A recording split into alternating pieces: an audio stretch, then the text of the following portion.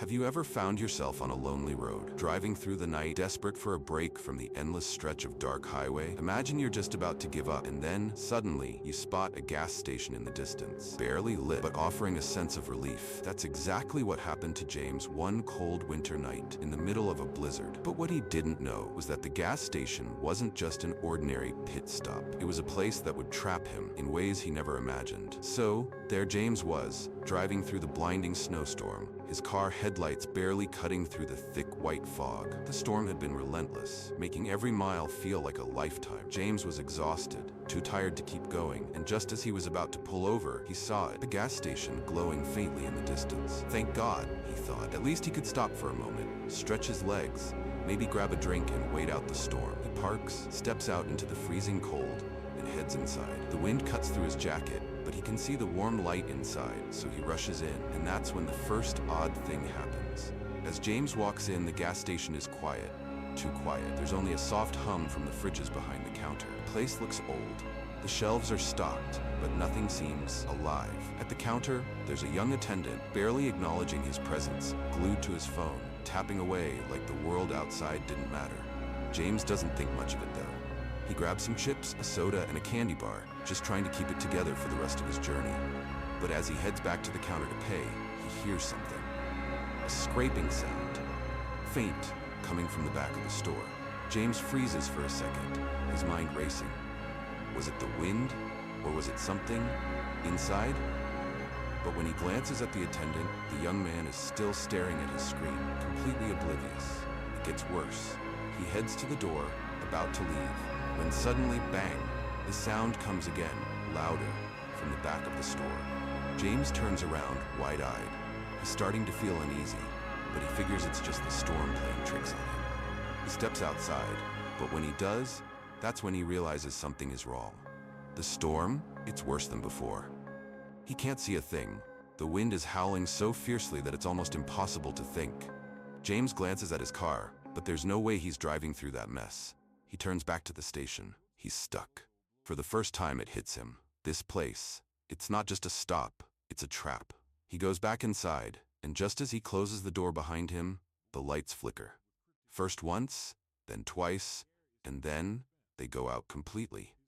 And just like that, everything changes. The room is dark. He can't see a thing except for the dim glow of the emergency lights. The place is eerily quiet. The hum from the fridges is gone, replaced by a strange, oppressive silence. But then he hears it, the faintest sound of shuffling footsteps behind him. James spins around, his heart racing, but there's nothing there. No one.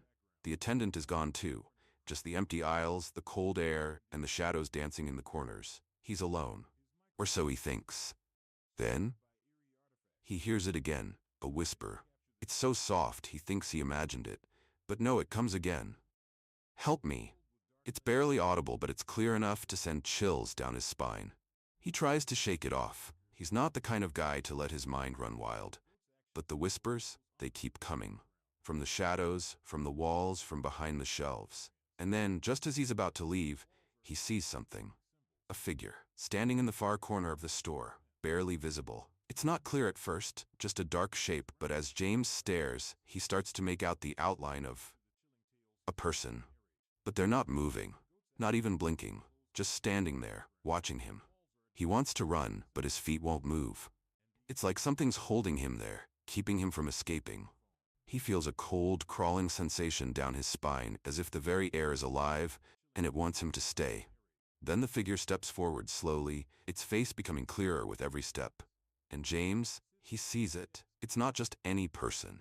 It's someone who's been here before. Someone trapped by the storm. Someone like him who couldn't leave. And now they want him to stay too. As James tries to understand what's happening, the figure whispers again, "You've been chosen." And that's when it hits him. The gas station, the storm, it's all part of something bigger. Something that doesn't let people go. Those who wander here, they get lost. They become part of the station's dark history, trapped in time, lost in the storm, forever.